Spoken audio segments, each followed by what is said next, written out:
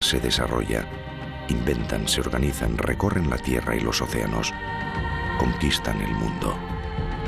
Nosotros somos sus hijos, tanto si somos bretones como chinos, indios o africanos, tanto si nuestra piel es blanca, negra o tostada. Todos venimos de la misma familia. 10 millones de años son más de 500.000 generaciones. Nuestros antepasados han transmitido sin descanso su saber a sus hijos, para que llegue hasta nosotros. Hoy la parte del saber que llamamos ciencia nos permite remontarnos hasta ellos, escarbar en nuestra tierra para hallar sus huellas, para extraer nuestro pasado y contar lo que sabemos sobre la extraordinaria odisea de nuestra gran familia.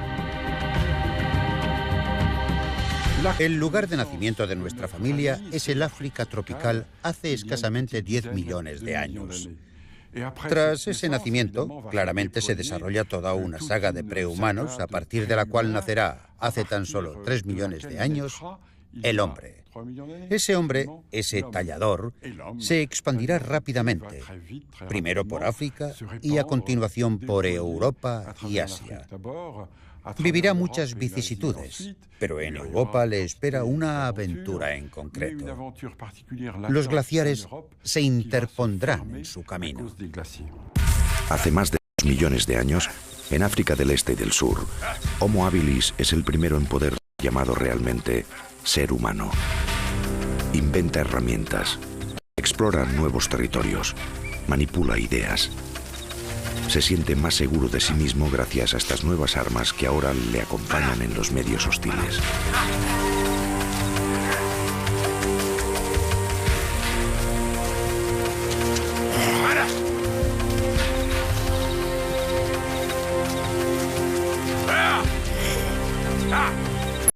Al igual que sus antepasados, vive y se desplaza en clanes. Al compartir los conocimientos, los lazos entre los miembros del grupo se estrechan y aparecen las premisas de un lenguaje articulado, aunque se trata de un lenguaje todavía muy simple. Constituye una nueva baza frente a las amenazas externas.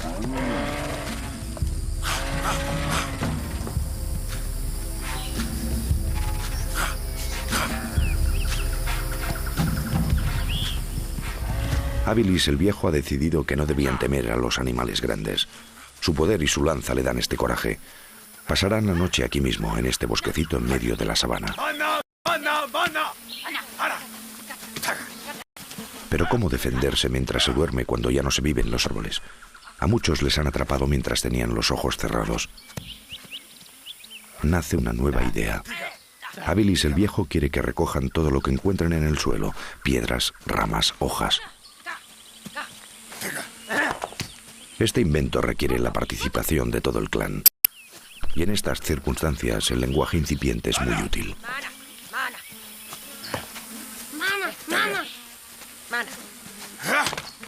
Algunos tienen la tarea de buscar piedras grandes. Mira, esta corta. Corta mucho. A otros, el Viejo les ha pedido que traigan ramas de árbol. Intenta instaurar una primera repartición del trabajo.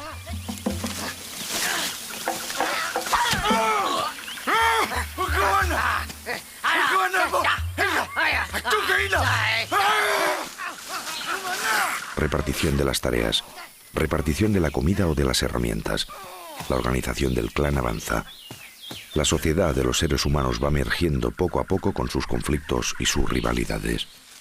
¿Habrán querido reencontrar en el suelo la sensación de seguridad del árbol?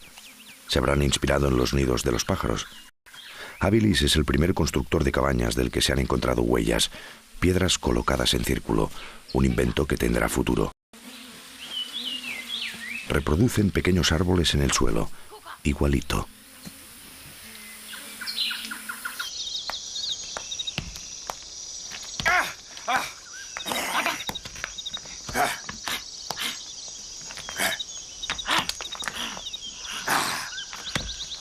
No todas las piedras pueden llegar a cortar. Algunas se deshacen y no sirven para nada.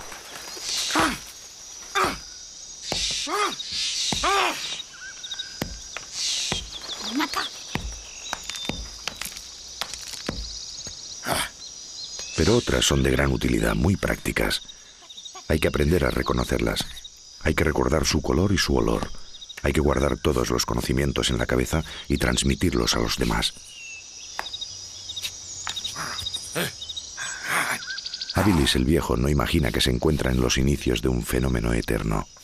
La enseñanza del conocimiento, o dicho de otra forma, la cultura. A partir de ahí, el hombre evoluciona tanto biológica como culturalmente. Lo llamaremos el progreso.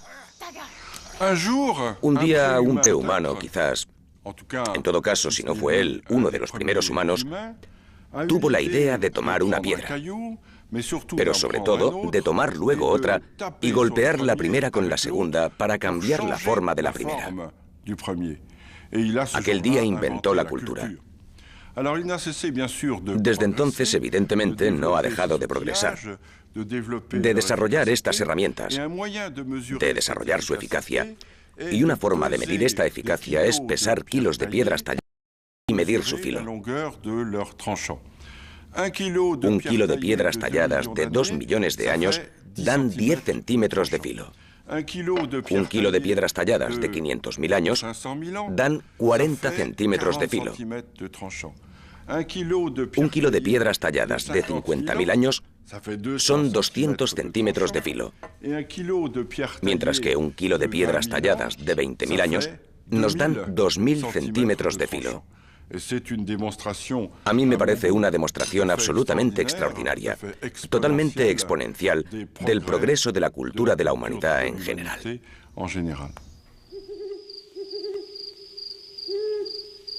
La noche cae sobre estos seres hábiles de hace más de 2 millones de años.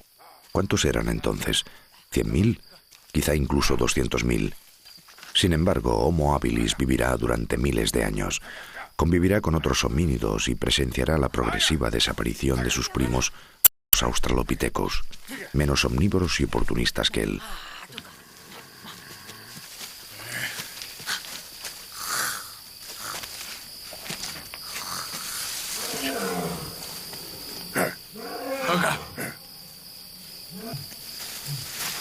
Habilis dejará a las generaciones siguientes algunos inventos y un espíritu de conquista fomentado a partes iguales por la curiosidad y la necesidad. Un concepto de vida en el que nada es imposible. Este espíritu sigue vivo en el ser humano actual.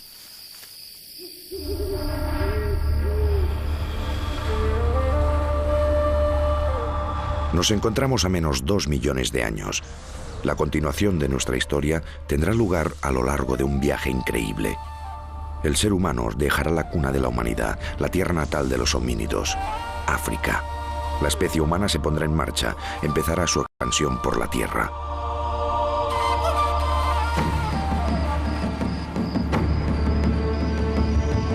Al abandonar África tropical, un nuevo hombre está naciendo. Su cuerpo se adapta a las caminatas y a los viajes largos. Sus herramientas son cada vez más perfectas. Ya tenemos aquí al Homo ergaster. Es el nombre atribuido a este conquistador para distinguirlo de los demás.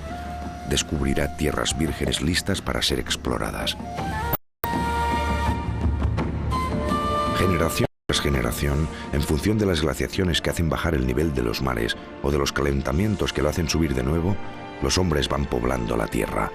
Aún no toda la tierra, pero ya todas las tierras a las que pueden acceder. Recorren distancias que no saben medir, ganan territorios cuya existencia ni conocían. ¿Qué les impulsa a aventurarse así en un mundo desconocido?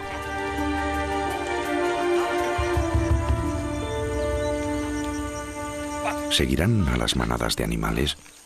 ¿O es ese deseo de ir siempre más lejos, de cruzar los límites, ese espíritu de conquista que Habilis les ha dejado?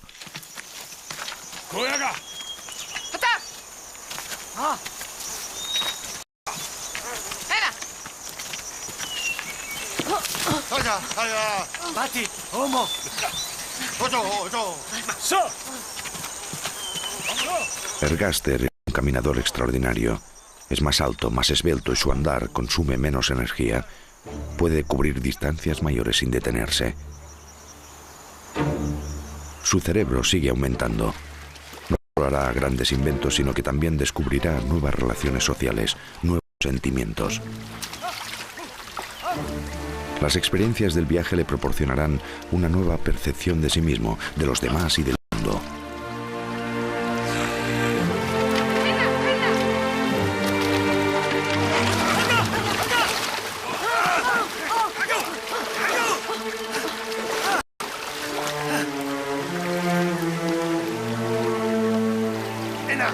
Este ser humano ya es consciente del hecho de formar parte de un grupo, de que ese grupo le protege y de que la supervivencia del grupo depende de todos y cada uno.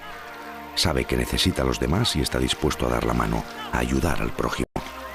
Es un nuevo comportamiento que estrechará aún más los lazos afectivos que les unen.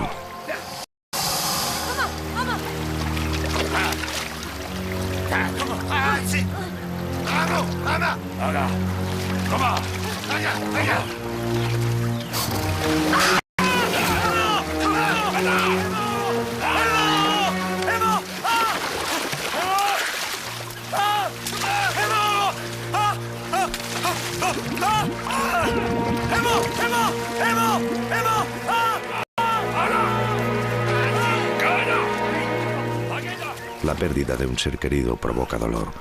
Aunque esté acostumbrado a los peligros del viaje, Ergaster ya no quiere aceptar esta fatalidad.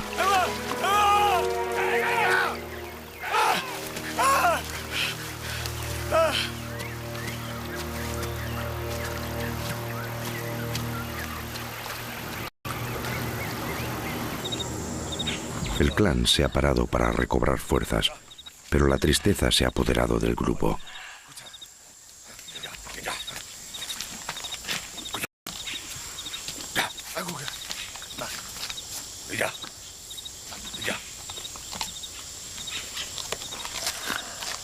Ergaster lo está pasando mal. El recuerdo de esa mujer sigue presente en su memoria.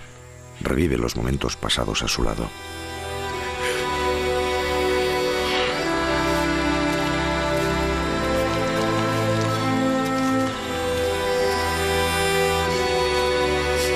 Ergaster no lo entiende. La tiene ahí en la cabeza, pero ya no está a su lado. ¿Por qué? ¿Y por qué le resbala agua por la cara?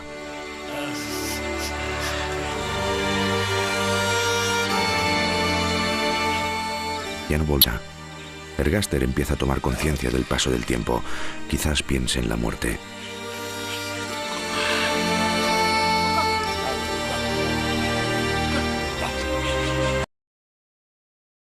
Otros miembros del clan también sienten el dolor del hombre, sufren con él, ya que son conscientes de la fragilidad de la vida.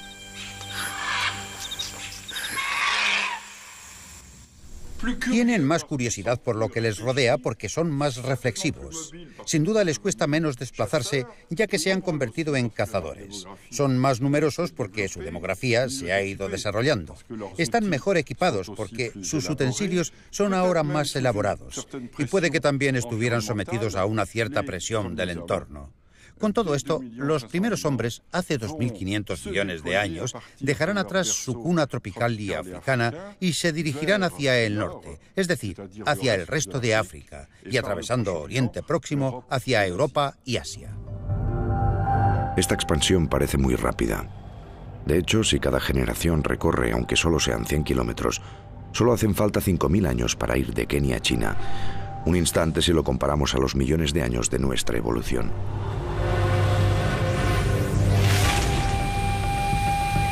El hombre se adapta a las nuevas condiciones climáticas y a los nuevos medios.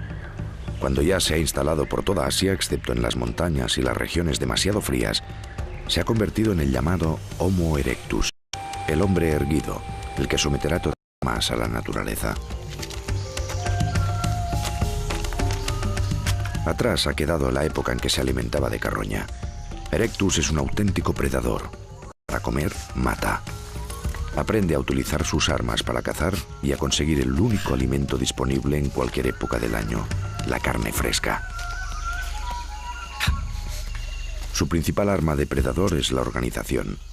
Gracias a la fuerza del grupo y a una meticulosa preparación de los ataques, rivaliza con lobos y leones.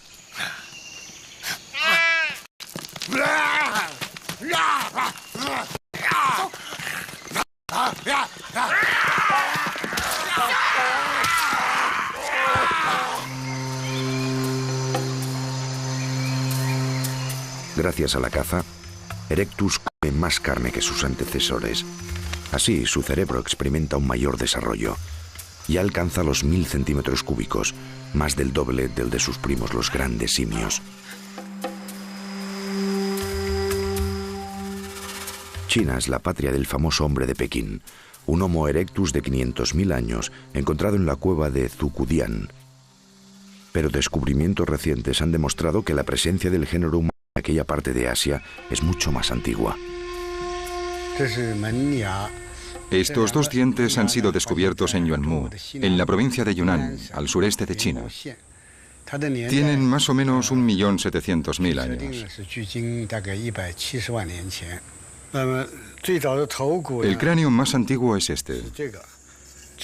Fue encontrado cerca de Xi'an, en el centro de China, en el condado de Lantian.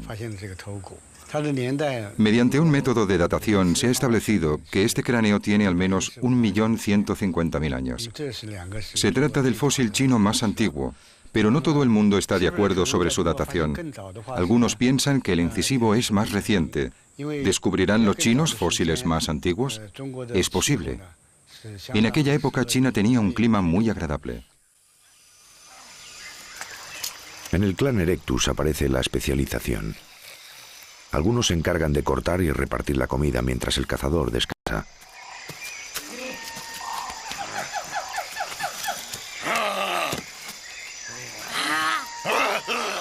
Los lazos entre los miembros del clan se van definiendo mientras la idea de familia se consolida. El hecho de repartir crea obligaciones. Las distintas partes del animal se atribuyen, incluso reservan, a ciertos miembros. Los adultos se sirven los primeros. Los niños tienen que esperar y, si pueden, pedir. Pero infringir las reglas también forma parte de la educación. El medio en el que viven ya no es el mismo que el de sus antepasados.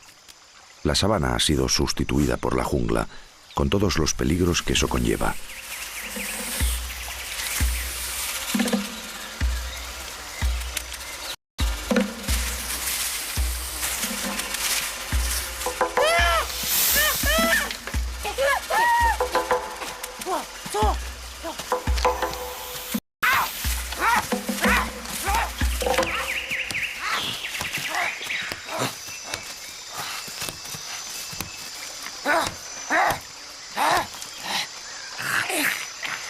Para enfrentarse a este nuevo medio hace falta más prudencia y más comunicación.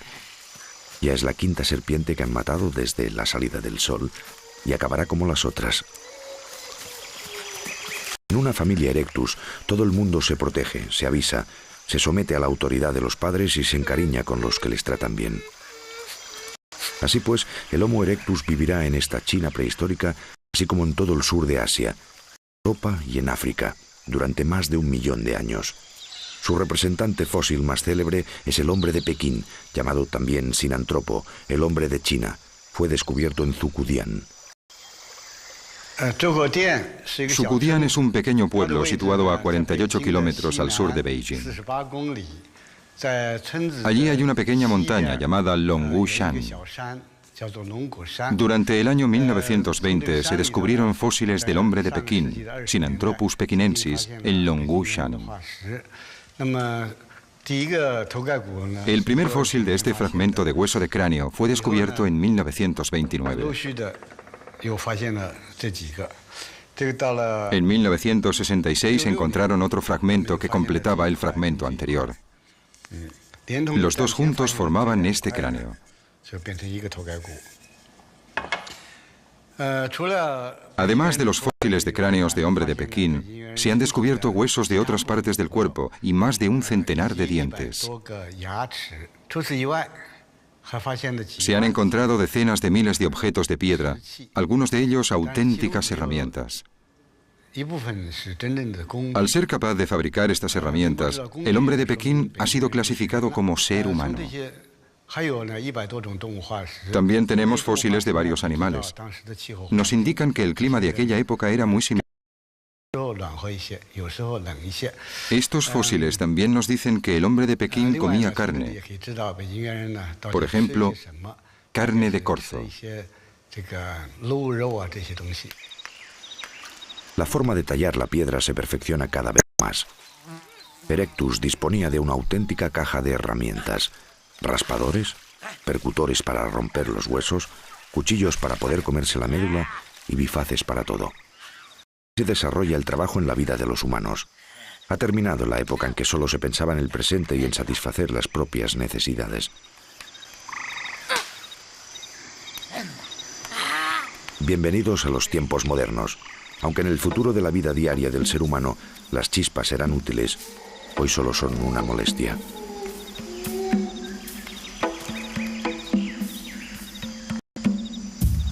La técnica se va complicando a medida que aumenta la sofisticación de las herramientas y cada vez se necesita más tiempo para elaborarlas. Hace falta toda la mano de obra disponible y una mano de obra cualificada. La formación favorece los intercambios entre los hombres y las mujeres, entre los viejos y los jóvenes. Escoger los materiales, las técnicas de extracción, de corte, de manipulación. La experiencia de los viejos es insustituible.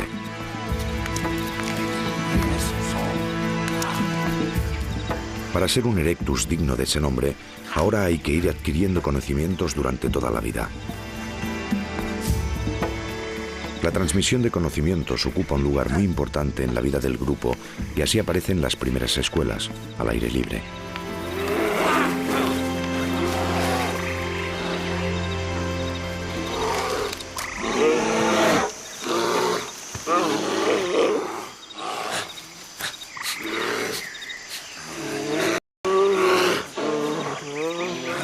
El aprendizaje implica el desarrollo paralelo del lenguaje articulado, que poco a poco se va complicando. No debemos olvidar que los primates, es decir, los simios de menor tamaño y también los más grandes, siempre han vivido en sociedad y que su forma de comunicarse ha sido más elaborada que en la mayor parte de los demás grupos de mamíferos. Entonces, hace 3 millones de años, se produjo un cambio climático importante, una gran sequía. Aquello obligó a nuestros antepasados, los homínidos, a transformar sus vías respiratorias superiores. Dicha transformación en favor de una mejor respiración afectó a toda la parte del hueso ioides, a la laringe y a la base del cráneo, así como a toda la parte superior e inferior de la mandíbula, a la lengua y, por supuesto, a la parte correspondiente del encéfalo. La mejora de la respiración significó, de forma totalmente inesperada, una mejora de la comunicación, ya que apareció la posibilidad de hablar. A lo largo de estos 3 millones de años, la palabra ha ido teniendo un desarrollo sorprendente, extraordinario. Conserva su carácter inmediato y nos sigue reportando beneficios a diario.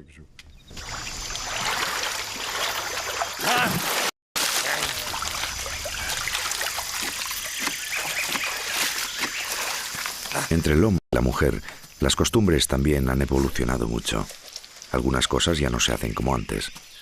O mejor dicho, ya no tan rápido como antes.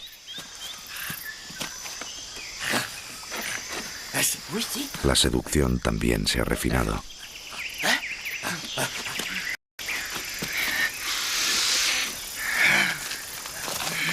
Para alcanzar su objetivo, nuestro hombre deberá superar varias dificultades. Una ofrenda es una buena forma de entrar en materia. ¿Pero será suficiente?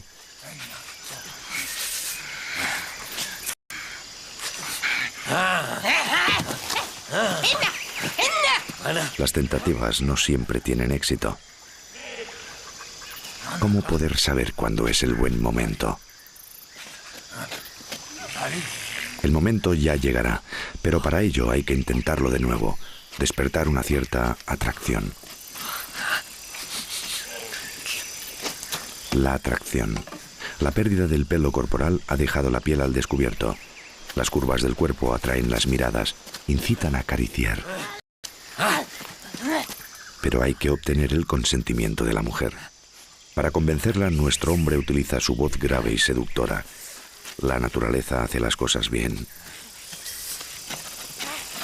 De aquí en adelante, los hombres y las mujeres estarán condenados a buscarse continuamente y a encontrarse para garantizar la continuidad de nuestra especie.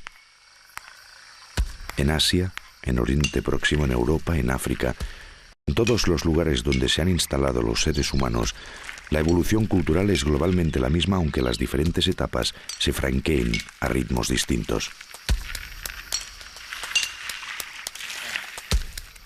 Inventan, transmiten sus conocimientos y poco a poco van construyendo una nueva sociedad basada en la acumulación y la transmisión del saber. Empiezan a diferenciarse según el clima y el medio. El color de la piel, el pelo o la forma de los ojos ya no son los mismos en todas partes, pero son diferencias muy superficiales.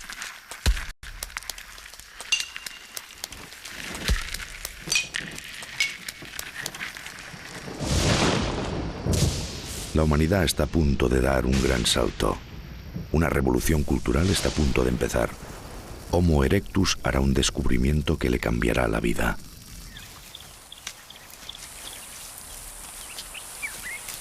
Sucedió por casualidad, una mañana que iban de caza.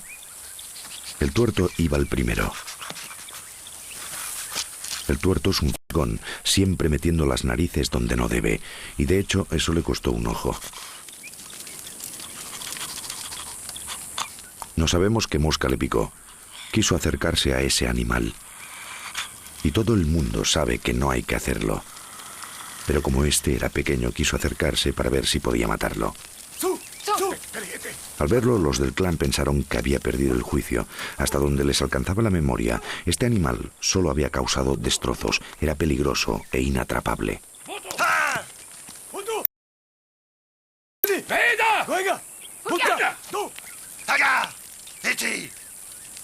Lo que pasó a continuación fue incomprensible.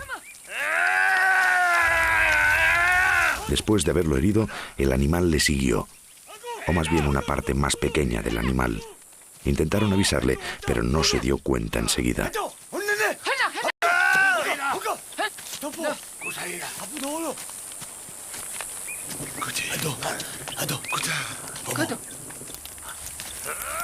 Y lo mató fácilmente, demasiado fácilmente. Ahí había algún misterio. Sin avisar, el sabio también fue a ver al gran animal que aún no estaba muerto. Lo cual le sorprendió, ya que el sabio acostumbraba a ser muy prudente.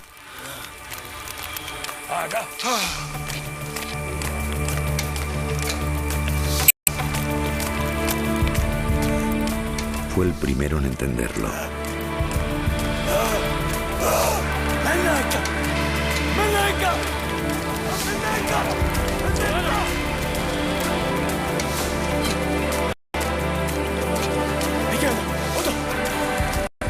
El animal no era tan peligroso. Lo podías mantener en la punta de una lanza. Pero si te acercabas demasiado, picaba.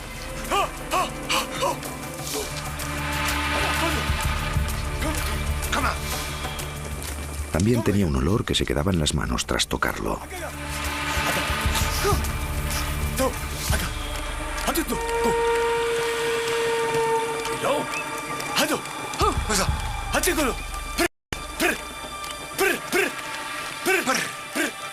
Brr fue el primer nombre que le pusieron.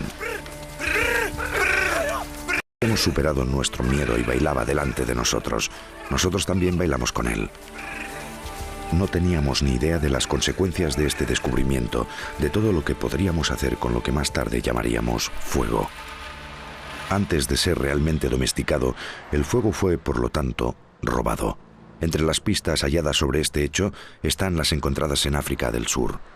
En África tenemos a las especies de Homo ergaster representadas en África del Este y en África del Sur. Su especie se remonta a 1,5 millones de años. En Swartkrans, el Homo ergaster fue de algún modo el responsable de la utilización del fuego, y la prueba de esta utilización la tenemos en forma de huesos calcinados.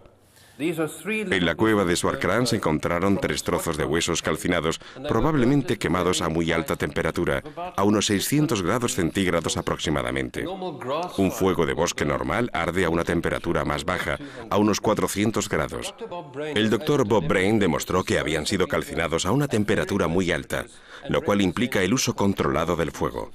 El fuego puede haber sido utilizado para ahuyentar a los predadores, leopardos y tigres dientes de sable. También pueden haberlo usado para cocer los alimentos y para calentarse por la noche.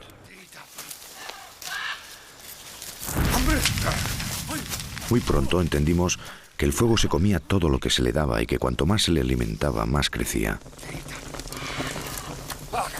Cuando le soplabas o cuando el viento lo tocaba, se enfadaba, pero ya no teníamos miedo. Fue mucho más tarde cuando por casualidad descubrimos la cocción. Le dimos de comer un animal y el olor que emanó de la carne nos abrió el apetito. Fue difícil volver a arrebatarle un trozo, pero para nosotros fue una recompensa.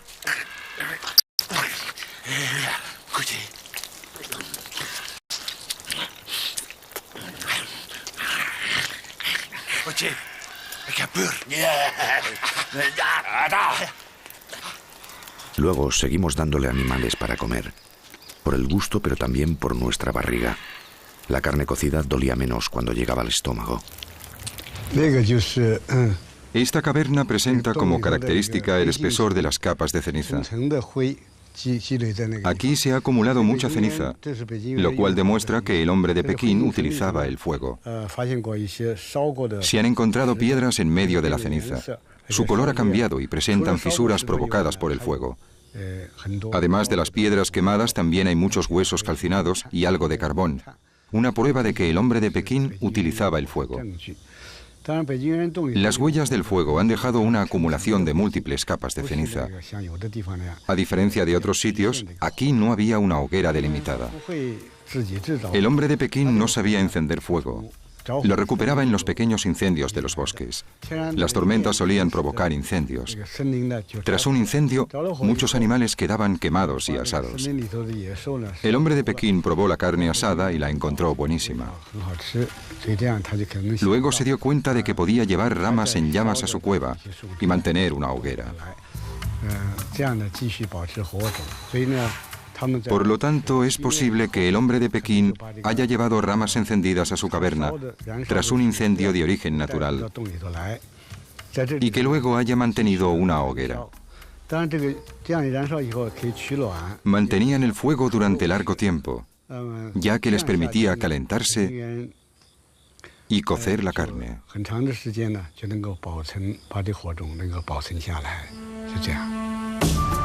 Sorprendentemente, esta historia del dominio del fuego se produjo en el mismo momento, hace unos 500.000 años, en los dos extremos de Eurasia, en China y en la Bretaña francesa. Luego se propagó como un reguero de pólvora por todos los sitios habitados por humanos.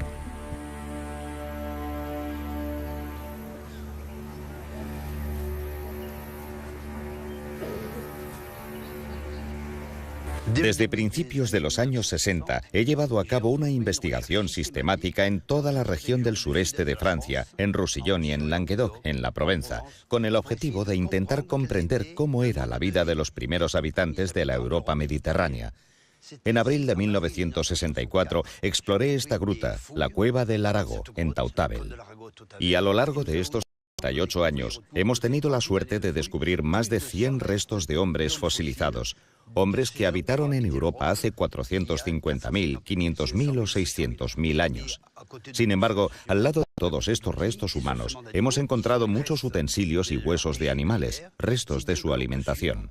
Gracias a la Cueva de Arago, que es un verdadero libro abierto, podemos seguir la evolución de los climas durante 700.000 años, la historia de la evolución de la fauna y de la flora, así como reconstruir los entornos de los hombres prehistóricos y comprender las modalidades de interacción entre el hombre y su entorno. Uno de los descubrimientos más excepcionales que hemos hecho tuvo lugar el 22 de julio de 1971 a las 3 de la tarde, cuando vimos aparecer 2 dientes, después un paladar, a continuación un maxilar y luego el cráneo del hombre de Tautàbel, el antiguo poblador europeo. Los 100 restos humanos descubiertos en la cueva del Arago nos permiten reconstruir la morfología del hombre de Tautàbel. Gracias al fémur y al peroné podemos determinar su altura. Medía entre 1,60 m y 1,65 m, así que no era muy alto. Sin embargo, sabemos que era muy robusto. Eso es lo que nos indican las clavículas o los huesos de la pelvis, que muestran que era ancho de caderas y de hombros. Sin embargo, lo que más información nos aporta acerca de la morfología de estos primeros habitantes de Europa es el cráneo.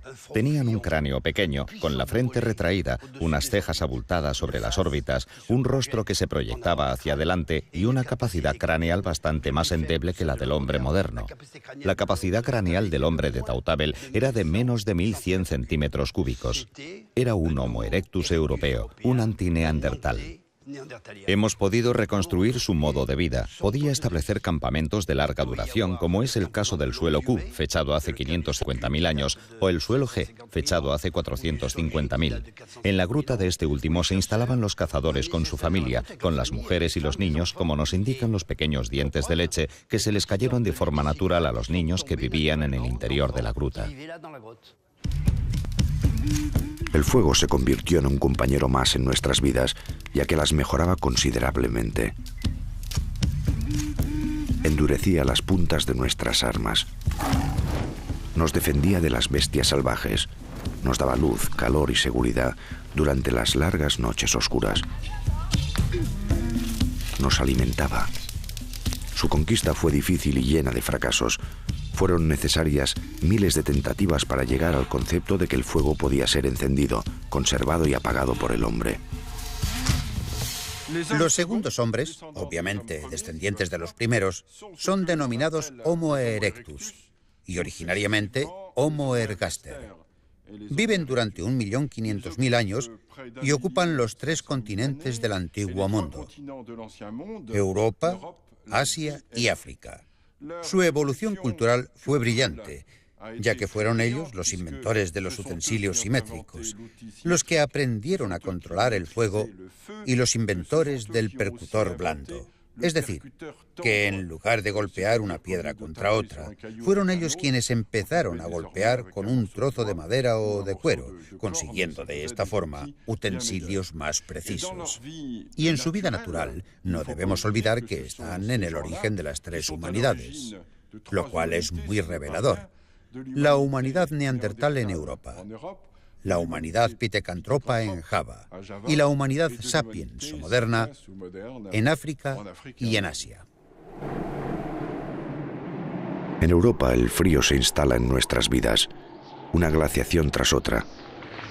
Los erectus europeos se encuentran atrapados por los glaciares que aíslan el continente. Entre 2 glaciaciones, la subida del nivel de los mares también les impide el paso. Tienen que afrontar las durísimas condiciones climáticas del invierno boreal. Pasan a ser hombres de Neandertal.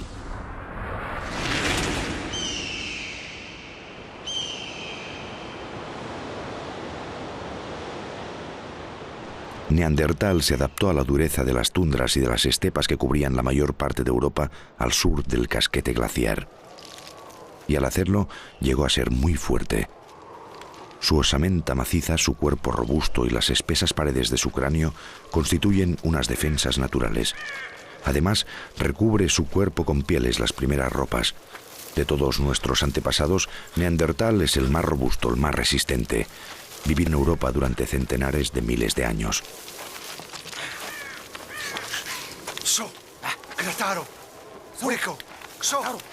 Durante los 8 meses de invierno, solo la caza le permite alimentarse y vestirse. Neandertal concentra toda su energía en la caza de animales grandes. Experto en seguir pistas, fabricante de armas y trampas, curtidor de pieles, toda su actividad gira en torno a un solo objetivo: sus presas.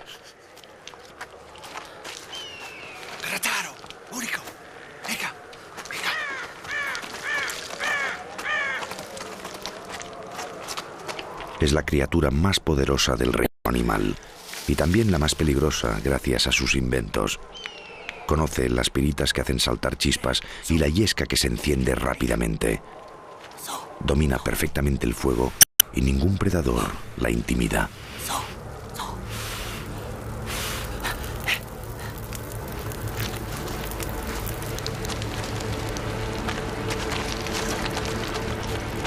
Incluso se atreve a ir en busca de los animales más feroces hasta sus propias guaridas. Esta vez son cuatro hombres dispuestos a atacar. El jefe ha decidido dejar a su hijo fuera. El joven montará la guardia. Para matar, con 3 es suficiente. Si Neandertal es el predador de predadores, es gracias al mayor volumen de su cerebro. Desde hace algunos años, sabe que a las puertas de Europa, en Georgia, ya existen homínidos desde hace 1.810.000 años, una forma intermedia entre el Homo habilis y el Homo erectus arcaico, denominado Homo ergaster. Toda la evolución de estos primeros habitantes de Europa, desde hace 1 millón de años hasta hace 100.000, se caracteriza por un desarrollo progresivo del cerebro. Hace 450.000 años el hombre de Tautabel tiene un cerebro de 1.100 centímetros cúbicos, pero el hombre de Neandertal tiene una capacidad craneal comparable a la de los hombres modernos, es decir, cerca de 1.400 centímetros cúbicos. Se trata de una evolución progresiva que se caracteriza por un desarrollo craneal, un desarrollo del volumen del cerebro. Pero, ¿por qué hemos pasado progresivamente de estas formas arcaicas hasta llegar al hombre de Neandertal? Se trata de una evolución gradual, una evolución continua, y observamos el proceso, pero lo cierto es que no comprendemos las razones.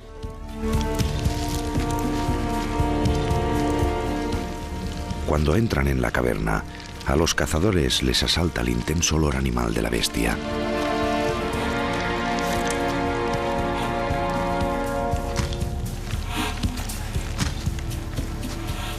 La bestia estará durmiendo en el fondo de la cueva. Más vale encontrarla antes de que despierte.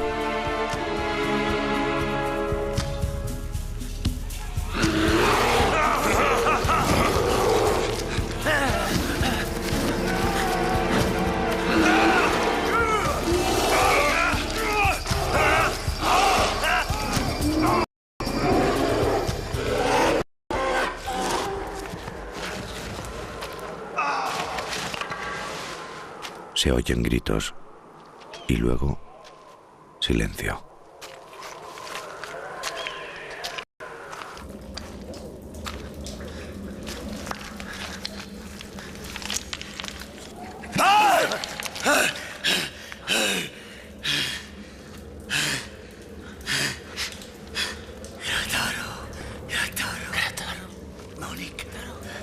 El asalto ha terminado mal.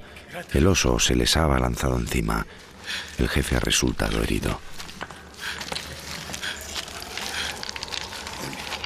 Así fue como el joven descubrió que el oso le había arrebatado el aliento a su padre y que ya nunca el respetado jefe del clan conduciría a los suyos hacia las tierras donde abundaba la caza.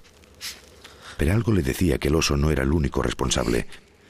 El orgulloso, desde siempre el orgulloso había tenido envidia del poder de su padre.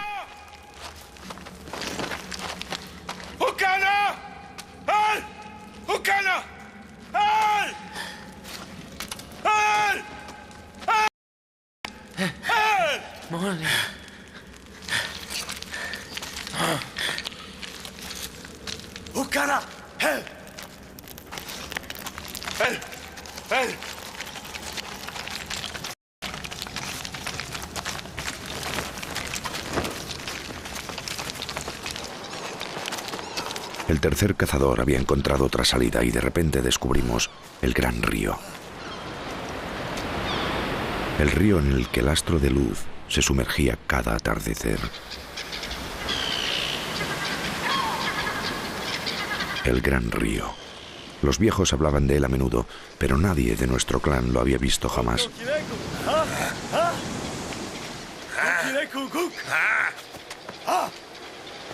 Esta caverna sería perfecta para pasar los meses de calor. El orgulloso lo había decidido así.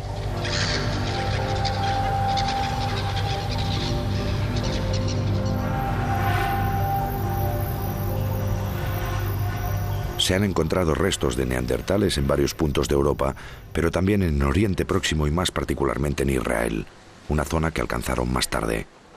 En la Universidad de Tel Aviv, Joel Rack estudia su anatomía. El hombre de Neandertal es bastante distinto a nosotros. Se trata de una especie distinta desde el punto de vista anatómico. Lo que le caracteriza realmente es la cara. La arquitectura de la cara es completamente distinta a la nuestra. Es como si se la hubieran estirado hacia adelante y la cara se hubiera alargado. Así es como describimos al hombre de Neandertal. Este carácter anatómico distintivo indica un modo de vida diferente, aunque se haya originado un debate alrededor del significado funcional de estas diferencias.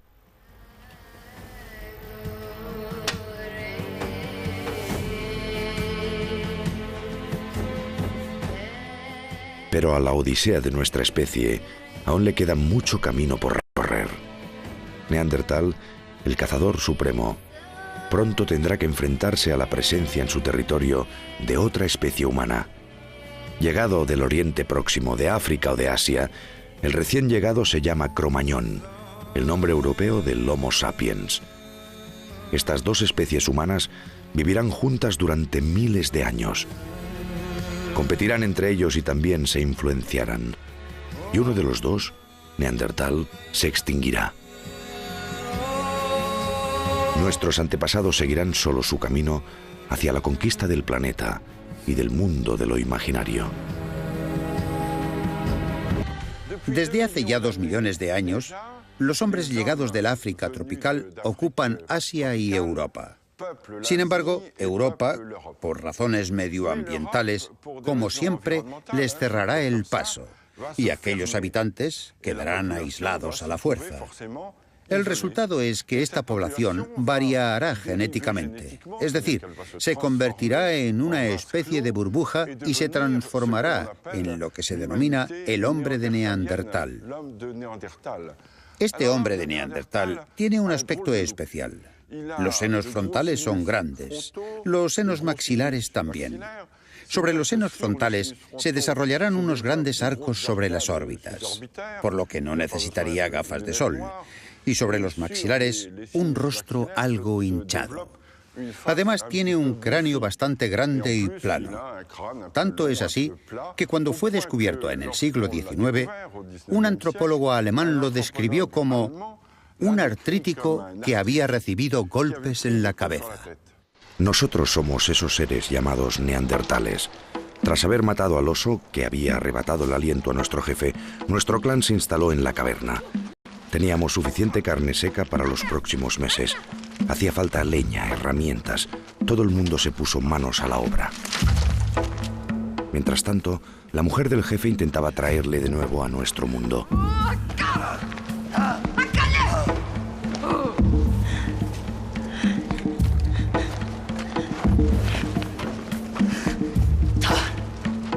Fue entonces cuando entendimos que el nuevo jefe sería el orgulloso.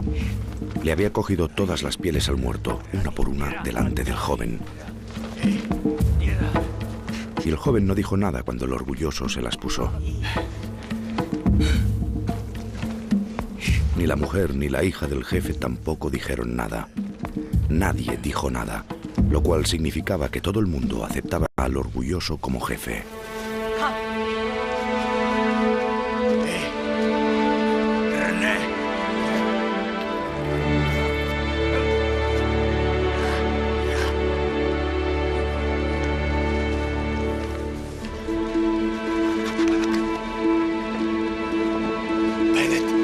Las pieles del jefe representan un gran poder, sobre todo las que cubren la cabeza.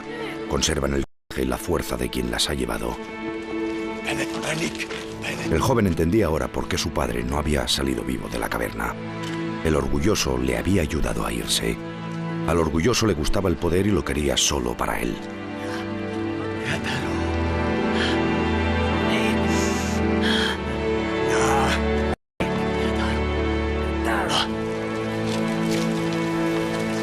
La mujer del jefe ya no tenía protector. Quería irse con él al otro mundo, pero todos sabían que eso era imposible. Neandertal dejó en las cuevas en que habitaba suficientes pruebas como para poder reconstruir su forma de vida.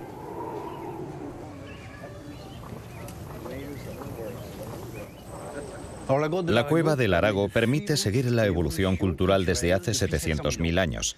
Gracias a esto sabemos que entre hace 700.000 y 400.000 años el hombre no conocía el uso del fuego.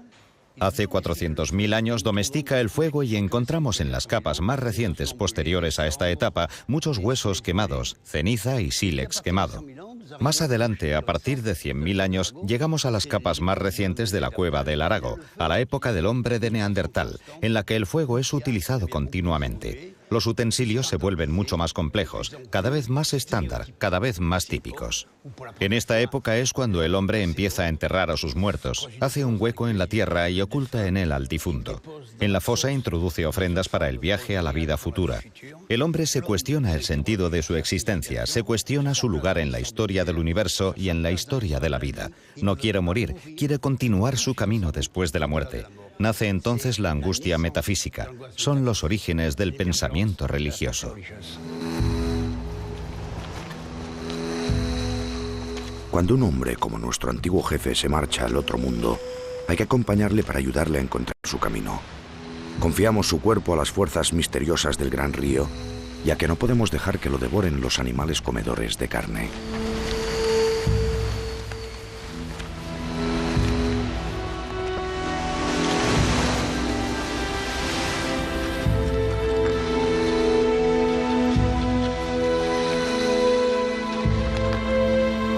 Para ayudarle a realizar su gran travesía debemos proporcionarle comida.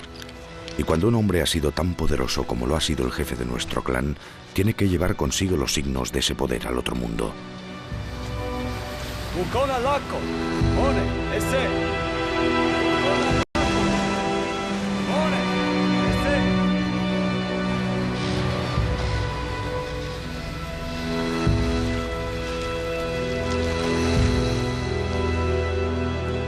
Aquella noche, al volver a la caverna, el orgulloso le dijo al joven que a partir de ese momento tendría que obedecerle, si no, iría a reunirse con su padre.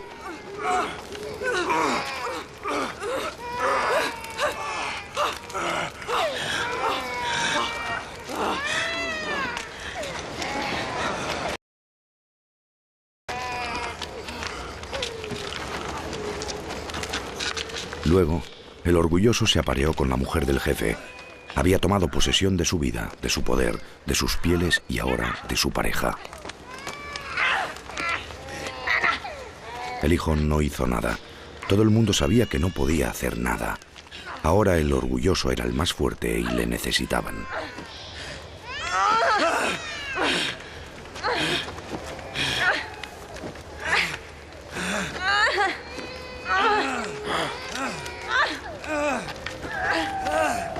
Entonces el hijo se fue. Un día el orgulloso será más viejo y menos fuerte que él y podrá mandarle al otro mundo.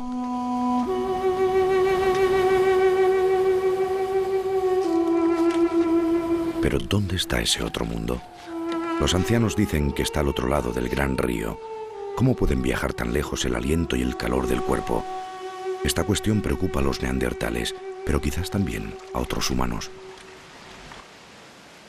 En la pequeña Europa aislada, se va gestando poco a poco el hombre de Neandertal. Y al mismo tiempo, en la inmensidad de los territorios de África y Asia, se va constituyendo el hombre moderno, el Homo sapiens. Así que durante cientos de miles de años convivieron en un mismo espacio de tiempo el hombre de Neandertal en Europa y el hombre moderno en África y Asia. Entonces, hace unos 40.000 o 50.000 años, el hombre moderno resiste más y se encamina hacia Europa. Entra en Europa y allí se encuentra con el hombre de Neandertal. Lo que sucedió en ese encuentro es prácticamente una incógnita.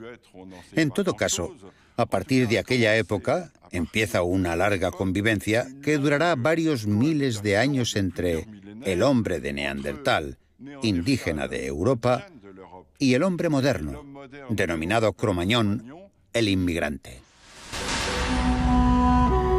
Nos encontramos a menos 50.000 años. Varios pueblos humanos de cazadores, recolectores, nómadas y dotados de conciencia se han instalado en todo el antiguo mundo. Pero no todos ellos son nuestros antepasados. Sin embargo, nuestro antepasado existe y se encuentra entre ellos. Pronto llegará el Homo sapiens, el ser humano sabio, el que sabe. Nació el Homo sapiens en Oriente Próximo, más precisamente en Israel. Varios huesos y cráneos antiguos, pero indiscutiblemente sapiens, han sido hallados en varios yacimientos en ese país. En la Universidad de Tel Aviv, donde imparte clases Yoel Rak, especialista en anatomía, se conservan moldes de estos restos. Algunos de los especímenes de Homo sapiens más antiguos han sido encontrados en Israel, en un conjunto de cuevas muy célebres, las cuevas del Monte Carmelo. También se han encontrado algunos cerca de Nazaret, en la Baja Galilea. Estos especímenes del primer Homo sapiens tienen unos 100.000 años. Fueron exhumados por expediciones francesas e inglesas a principios de los años 1930. De hecho, se trata de los especímenes más antiguos de Homo sapiens. Nos encontramos al sur de Europa hace unos 40.000 años. El clima y la vegetación son bastante parecidos a los de la Escocia actual. Incluso durante el periodo glacial, la vida es agradable en verano para todos los seres, plantas o animales.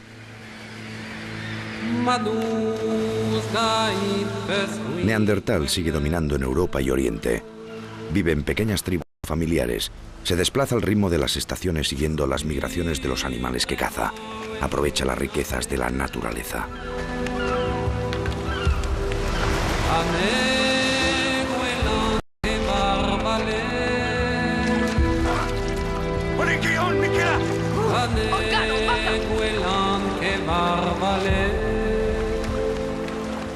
Sus días están contados. Desaparecerá en pocos miles de años. Antes de irse, se encontrará con unos seres sorprendentes.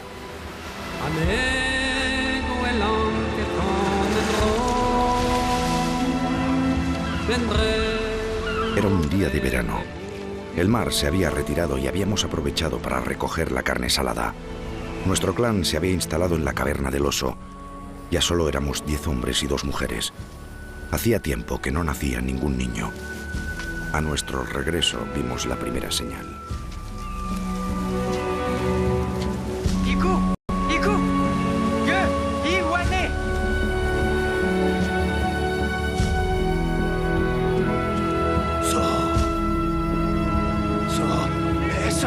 Al principio, Ojo de Hielo pensó que eran enemigos. Mandó a todo el mundo a refugiarse a la caverna. Él se quedó con su hermano para ver qué pasaba.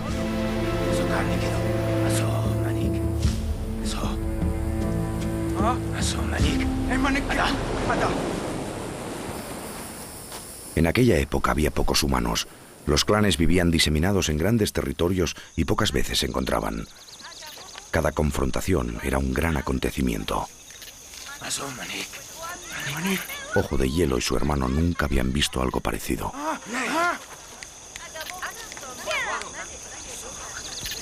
Eran físicamente distintos. Sus ropas eran diferentes. Su piel era de colores diferentes como la de las serpientes. Tenían armas extrañas y también sabían atrapar los peces para secarlos como la carne.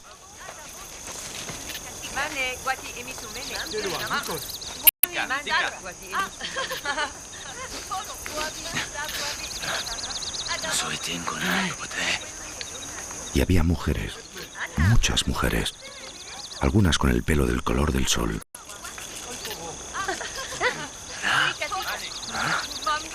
Nunca habíamos oído hablar de esos seres extraños, ni siquiera en las historias que nos contaban los ancianos.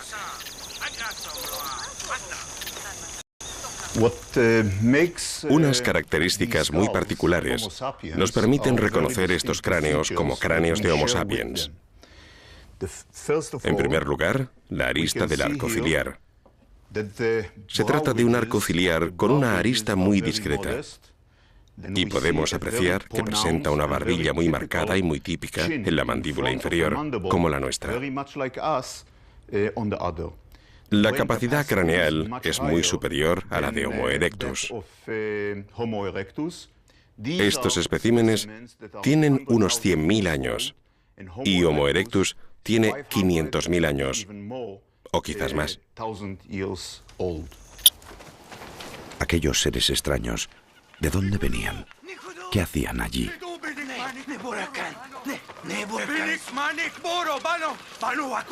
Vienen del otro mundo. Nos están buscando. No deben encontrarnos.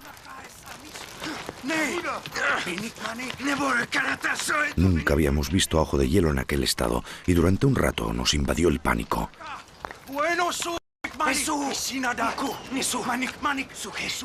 Empezó a hablar con más tranquilidad y nos contó lo que había visto.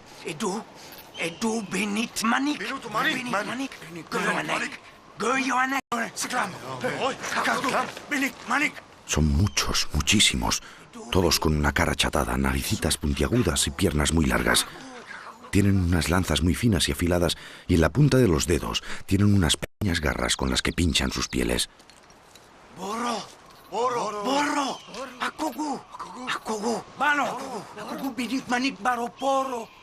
Se ponen conchas en las pieles, tierra por todo el cuerpo y llevan huesos en el pelo.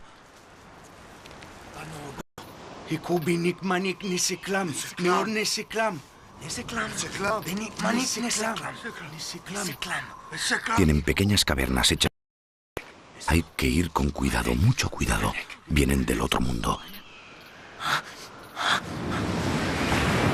Aquella noche nos quedamos todos en el fondo de la caverna, apretados los unos contra los otros, sin fuego para calentarnos, sin fuego para cocinar el pescado.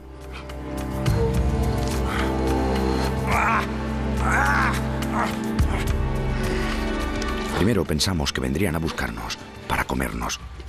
Les esperamos sin pronunciar una sola palabra.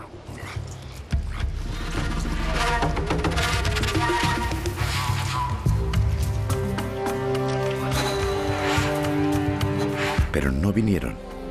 No podíamos quedarnos ahí sin hacer nada. A la mañana siguiente, Ojo de Hielo tomó una decisión. Al fin y al cabo, se parecían a nosotros. Teníamos que volver y hablar con ellos. Lo que los neandertales no saben es que los hombres modernos, los cromañón, como los llamaremos en Europa, no han evolucionado mucho más que ellos, al menos cuando llegaron a su territorio. De hecho, la verdadera diferencia radica en una práctica que solo Cromañón lleva a cabo: el arte. Cuando en septiembre de 1940 unos niños de Montignac descubren la Gruta de Lascaux, han transcurrido ya 50 años de los primeros descubrimientos del arte parietal a principios del siglo. Estos niños descubren una cueva que está sorprendentemente bien conservada y que alberga una gran diversidad de animales representados, tanto grabados como pintados, así como representaciones humanas. Pintada hace cerca de 20.000 años, la cueva de Lascaux es testigo de la expansión por Europa de los sucesores del hombre de Neandertal. Unos hombres anatómicamente modernos llamados hombres de Cromañón que colonizaron toda Europa. La aparición del arte parietal del Paleolítico coincide en Europa occidental con la aparición del hombre moderno. Con anterioridad, a lo largo de 300.000 años, el hombre de Neandertal no parecía haber desarrollado destrezas similares. Sin embargo, había sobrevivido a varias glaciaciones y había desarrollado o alcanzado un nivel de tecnología verdaderamente sorprendente. Si el arte es una nueva forma de comunicación, de transmisión de saber, de conocimientos y de tradiciones orales, por ejemplo, de mitos, ayudándose de símbolos y figuras, de materiales y de gráficos, podemos afirmar que aquel hombre moderno es el introductor de esta innovación social.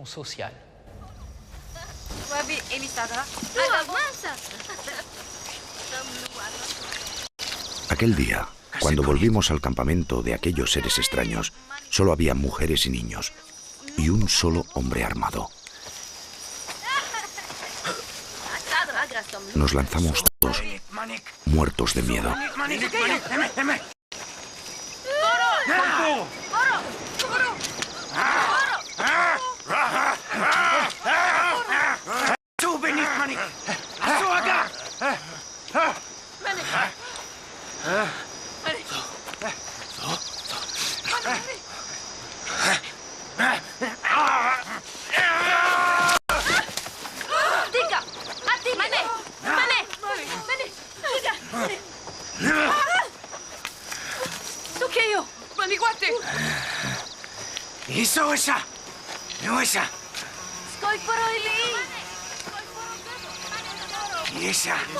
Tenían más comida de la que nunca habíamos visto.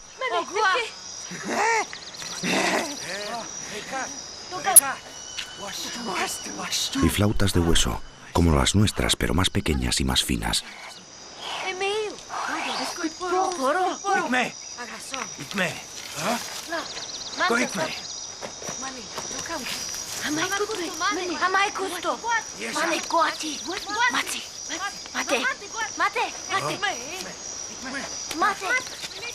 Una de las mujeres se dirigió hacia nosotros. Nos quería dar de comer. Ojo de Hielo desconfió.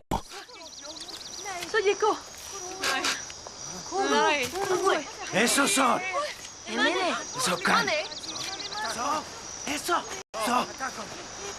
Pero luego se interesó por la mujer. Al verla tan de cerca, al poder tocar su pelo, quiso tomarla y nada más.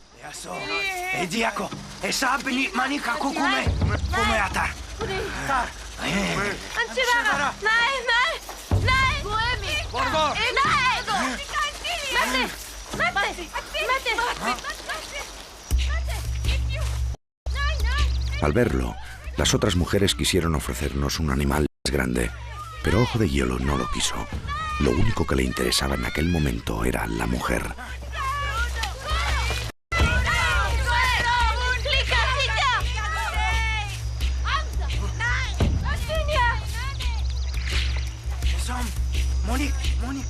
Cuando se enfadaron, nos dimos cuenta que no podíamos irnos así, que debíamos dejar algo a cambio.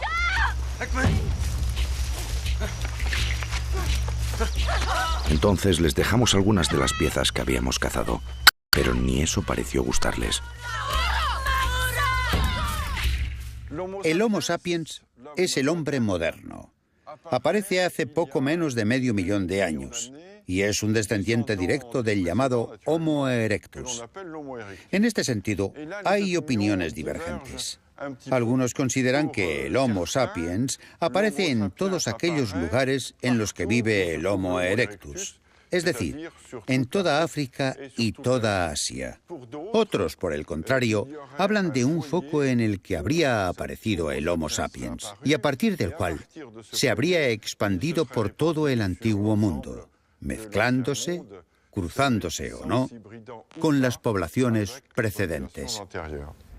El hecho de que el Homo sapiens moderno, según una de las teorías, haya nacido en África, se basa esencialmente en la investigación genética.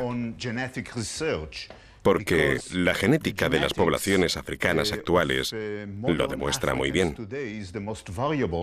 Eso nos conduce a la conclusión de que probablemente se trata de las poblaciones más antiguas. Es la prueba de que el origen del Homo sapiens moderno está en África.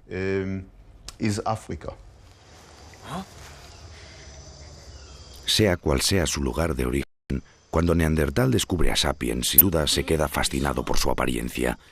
Sus adornos, sus ropas, sus joyas, la forma de sus herramientas, todo le sorprende. Estas diferencias estimulan su curiosidad.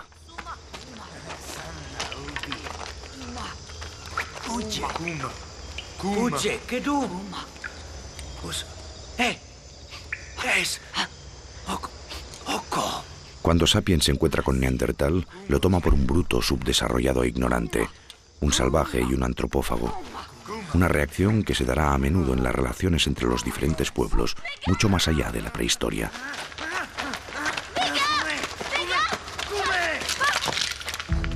Sin embargo, pronto descubre que tras esa apariencia tosca existe un hombre con unas creencias y unas costumbres refinadas. Entierra a sus muertos con ofrendas y símbolos, siguiendo unos rituales muy codificados.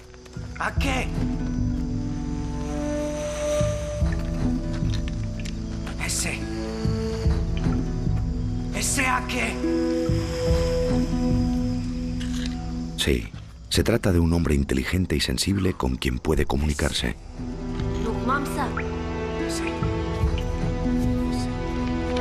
Las primeras tumbas de la humanidad pertenecen a los neandertales y tienen unos 100.000 años. Luego esta práctica aparece en el hombre moderno. Este fenómeno nos lleva a pensar que se produjeron intercambios e influencias entre los dos pueblos.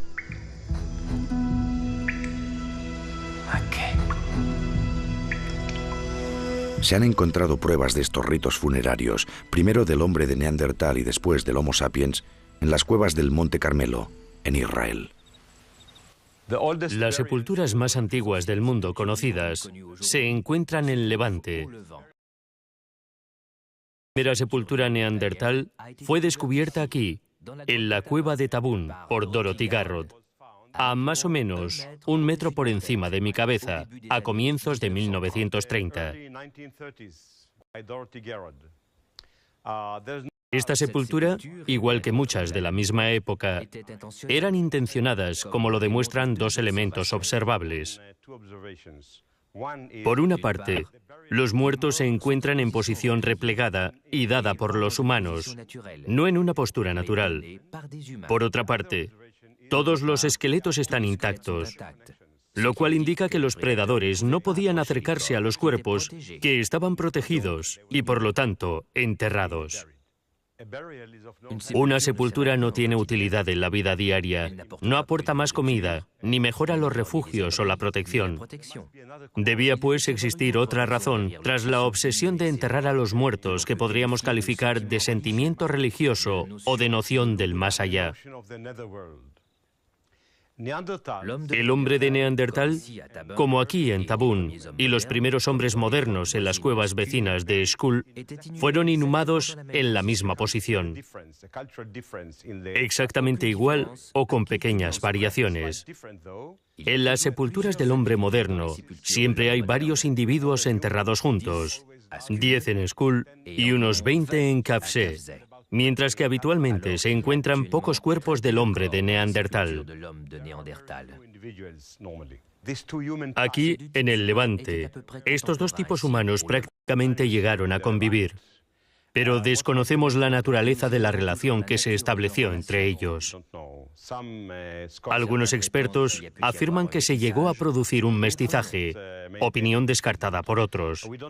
Sin embargo, no sabemos si en el momento de la extinción del hombre de Neandertal se había producido un mestizaje con el hombre moderno. Se trata de un punto todavía por aclarar.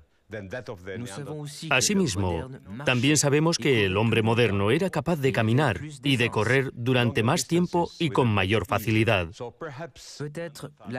Quizá la competencia de una persona más ligera, que se desplazaba más fácilmente, puso la puntilla definitiva al hombre de Neandertal.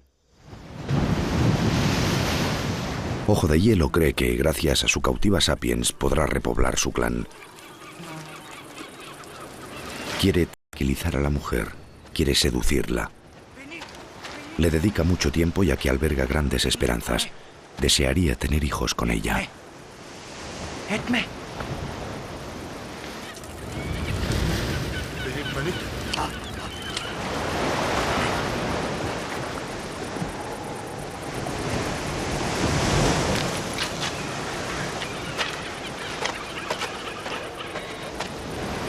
Si rechaza sus ofrendas, Neandertal jugará otras bazas.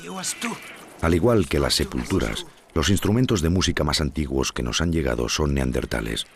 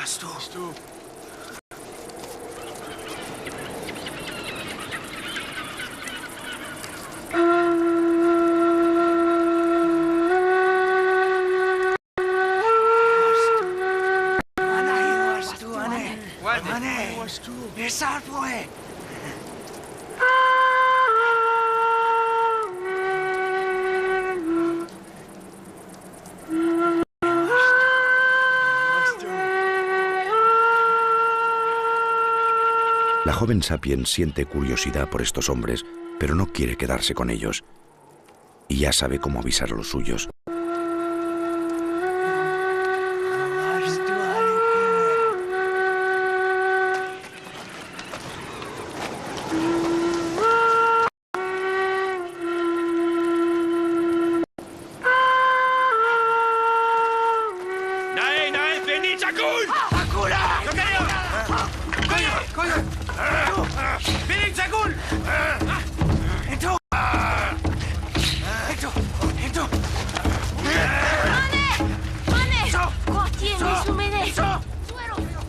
Neandertal y Sapiens vivirán en paralelo durante miles de años. No habrá ninguna guerra, ningún genocidio, pero al parecer no podrán dar a luz a una nueva humanidad. ¡Venid! ¡No comer! ¡No comer! ¡Yo venid, venid, comer! Las diferencias morfológicas, las diferencias anatómicas entre el Homo sapiens y el hombre de Neandertal son muy importantes. De hecho, la magnitud de esas diferencias es lo que nos convence a mí y a otros científicos de la existencia de dos especies diferentes. El ADN extraído recientemente de especímenes de hombres de Neandertal de Europa sostiene esta conclusión, ya que se trata de un ADN muy diferente. Hablamos de dos especies distintas.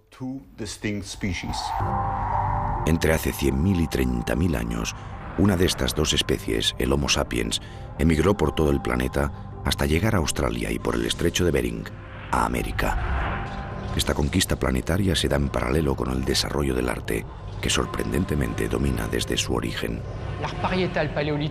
El arte rupestre paleolítico se encuentra pocas veces al aire libre, más bien en algunos refugios bajo las rocas o en las entradas de las cuevas que aún tienen luz.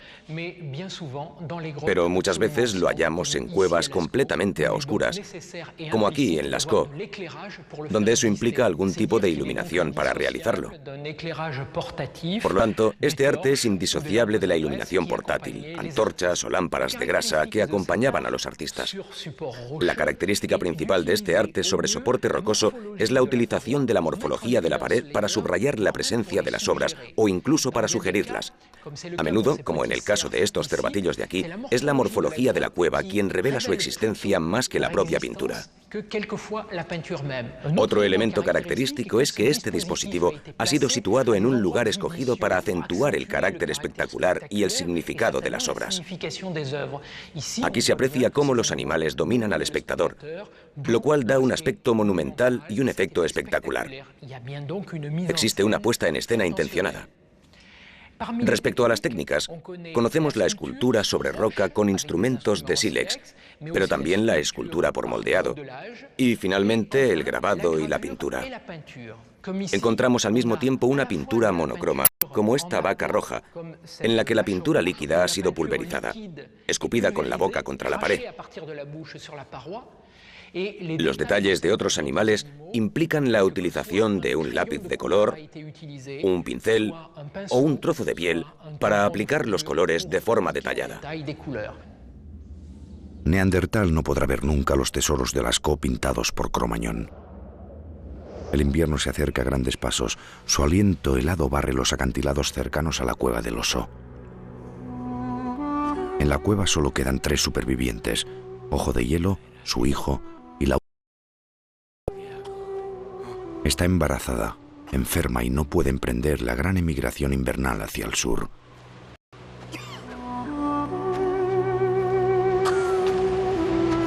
Ojo de Hielo partirá solo. Presiente que nunca volverá a ver a los suyos.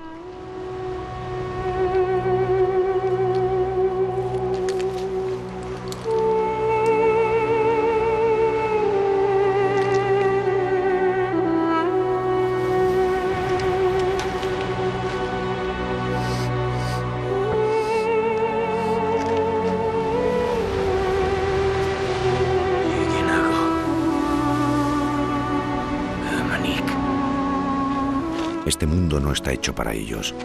Si Ojo de Hielo se va, es también porque no quiere ver caer al último de los suyos.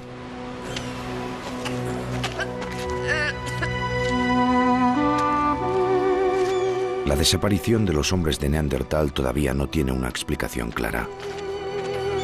¿Habrán sucumbido debido a nuevas enfermedades, quizás traídas por los sapiens? ¿Habrán disminuido los animales que solían cazar? ¿Habrán sido víctimas de una disminución gradual de la natalidad? Las causas son sin duda múltiples. El pueblo neandertal desapareció siguiendo las leyes que gobiernan la evolución de todas las especies, porque estaba demasiado especializado en su forma de vida, era menos oportunista y por lo tanto estaba menos preparado para adaptarse que los sapiens.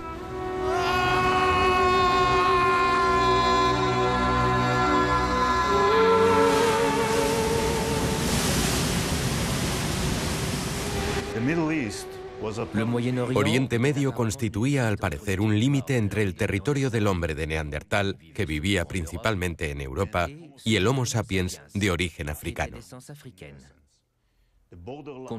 Teniendo presente la localización de Oriente Medio, en las mismas cuevas aparecen tanto vestigios del hombre de Neandertal como del Homo sapiens. Estas fluctuaciones se han mantenido durante un cierto tiempo. Los hombres de Neandertal no tienen nada que ver con nuestros antepasados, puesto que eran muy especializados y únicos. Estaban adaptados exclusivamente a determinadas condiciones, las europeas, lo que probablemente sirva para explicar su extinción. El Homo sapiens, por el contrario, era una especie más flexible, más general. El Homo sapiens se dispersó por todas partes y aún lo sigue haciendo.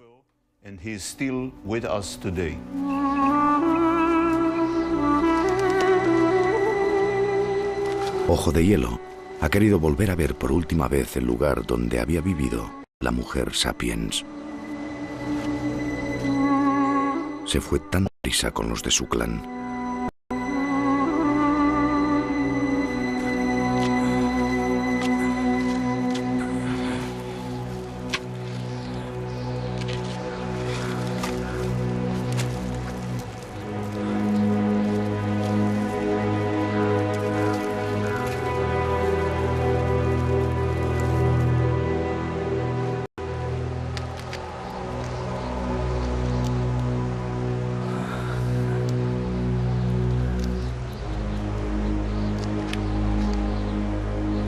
Neandertal desapareció dejando de sí grandes riquezas, costumbres, creencias, progreso tecnológico, pero también una nueva conciencia del sitio del ser humano en el mundo y preguntas a las que aún no hemos encontrado una respuesta.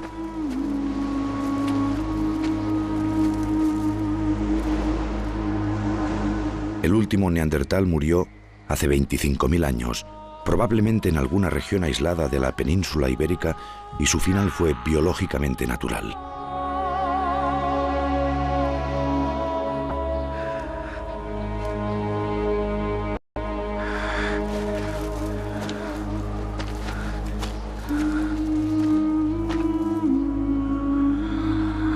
Al tratarse de dos especies distintas, la sangre de los neandertales nunca pudo mezclarse con la nuestra. No somos sus hijos por sangre, pero sin embargo somos sus herederos. Nos han transmitido una parte de su cultura. Esa cultura, esas creencias heredadas de los tiempos más remotos, serán plasmadas por el Homo sapiens en las paredes de sus cavernas, y su imaginación le proyectará hacia el futuro. El arte rupestre es un fenómeno mundial. Ha explorado todas las formas de expresión y técnicas disponibles en aquella época. Invirtió en espacios profundos y entradas de cuevas. Tanto puede ser inmóvil, como el arte rupestre, como móvil, cuando se trata de adornos. Es un arte de comunicación individual y también colectiva. Reviste aspectos tanto públicos como individuales, tanto profanos como sagrados. De esta forma, está profundamente integrado en todos los modos de expresión de la sociedad, y este fenómeno durará hasta la actualidad. Desde la aparición del hombre, hace 3 millones de años, este no ha dejado de evolucionar, tanto su cuerpo como su forma de pensar. Y han aparecido numerosas formas de medir y controlar dicha evolución. Una de ellas consiste en medir la magnitud de sus proyectos. Me explico. Cuando el hombre de hace 2 millones de años tallaba una piedra, lo hacía pensando en un uso casi inmediato. Por el contrario, cuando el hombre de hace 1 millón de años tallaba una hermosa piedra bifacial, una hermosa herramienta triangular, lo hacía con mucho mimo y pensando en utilizarla durante varias semanas o meses. Cuando el hombre de hace 40.000 años pinta una cueva, añadirá a los colores una argamasa para que su pintura se conserve a lo largo de varias décadas. Cuando el astrofísico apunta hoy hacia el Sol y nos explica que el astro desaparecerá en 5.000 millones de años, comprobamos claramente que la magnitud es todavía mucho mayor, lo que viene a demostrar que estamos ante un progreso en la evolución del pensamiento del hombre. Neandertal desapareció y nosotros, los Homo convertidos en sapiens sapiens, somos hoy los únicos representantes de la gran familia de los homínidos, que fue tan variada. La última especie de ser humano en el planeta, de momento.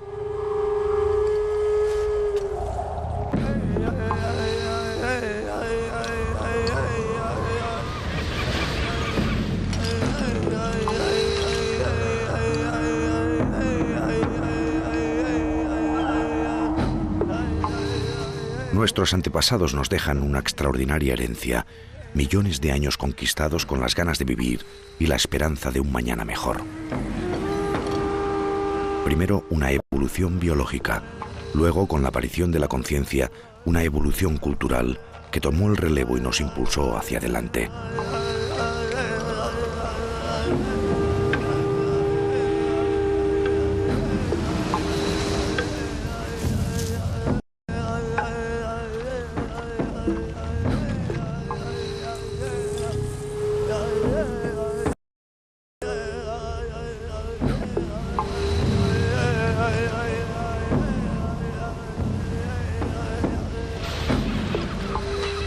Millones de intentos, de fracasos y de kilómetros de vagabundeo para poder entender mejor nuestro mundo, para poder ir más allá de nuestros límites.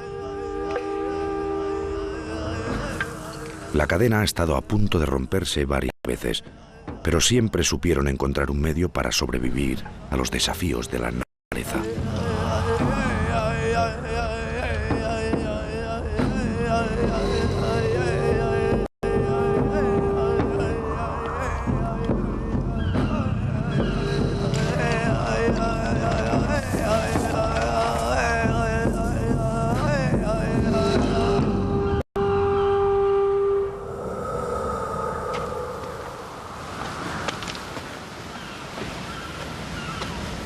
Todo esto es el legado que nuestros padres, por lejanos que sean, nos han dejado.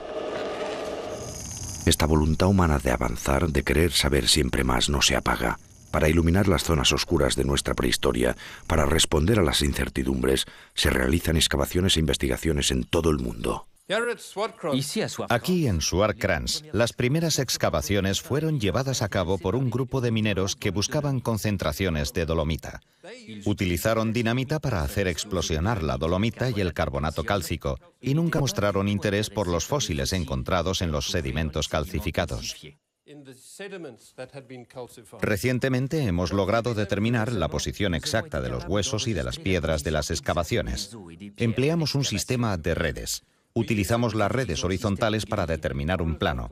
Disponemos de un sistema cifrado para registrar en 3 dimensiones el lugar exacto en el que se encontraron los fósiles. Ya no utilizamos dinamita.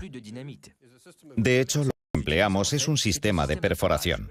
Extraemos grandes bloques de piedra como estos horadando la roca. Hacemos 3 orificios en línea y clavamos unas cuñas que nos permiten separar los bloques de piedra que posteriormente llevamos al laboratorio. Aquí tenemos el diente de un antílope, casi con total seguridad de un vulgaris, y tendrá cerca de 1,5 millones de años. Ha quedado rodeado por la arena que se ha calcificado y cimentado gracias a la caliza, y nos ha costado bastante extraer los dientes y los huesos de estos sedimentos calcificados. Obviamente, nuestra intención es sacar de la cueva los fósiles. Esto constituye un problema. Lo que hacemos cuando hay un fósil como este a la vista es realizar una serie de orificios en línea e introducir unas cuñas que nos permitirán extraer el bloque de piedra que contiene el fósil. A continuación, llevamos el bloque al laboratorio y empleamos la técnica de la preparación ácida o de las pequeñas perforaciones. Cada fragmento extraído del pasado es examinado, analizado y comparado meticulosamente. Se le atribuirá su lugar en el inmenso puzzle de nuestro conocimiento. Pero para adquirir un sentido, la imaginación deberá trabajar para trazar a su alrededor el inmenso cuadro de nuestros orígenes. La historia del hombre, que obviamente forma parte de la historia de la vida, también forma parte de la historia de la Tierra, que a su vez forma parte de la historia del universo. Y todo esto representa al detalle la hermosa historia del mundo. Se trata de la historia de una materia que se va complicando cada vez más, que cada vez se va organizando mejor, que pasa de ser una materia inerte a una materia viva y de una materia viva a una pensante. Todo esto sirve para ubicar al hombre, para otorgarle su posición sorprendentemente humilde en el planeta, en su sistema solar, en su Vía Láctea y en su universo. Una posición fantásticamente brillante, puesto que es el lugar exclusivo que acoge a la materia pensante. Una sola familia ha engendrado a nuestra especie. Una sola estirpe ha dado a luz a todos los pueblos que actualmente viven en nuestro planeta. Todavía quedan muchos misterios por resolver, pero día a día las siluetas de los hombres y mujeres que forman nuestra prehistoria van saliendo poco a poco del olvido. Se llaman Tumai, Orrorin, Anamensis, Lucy, Habilis, Ergaster, Erectus, Neandertal, Cromañón. Cada día aprendemos algo más sobre ellos, sobre nosotros, sobre la historia que nos une a todos, sean cuales sean nuestros orígenes. Hoy somos sapiens sapiens, pero ¿y mañana? ¿Qué seremos? La odisea continúa.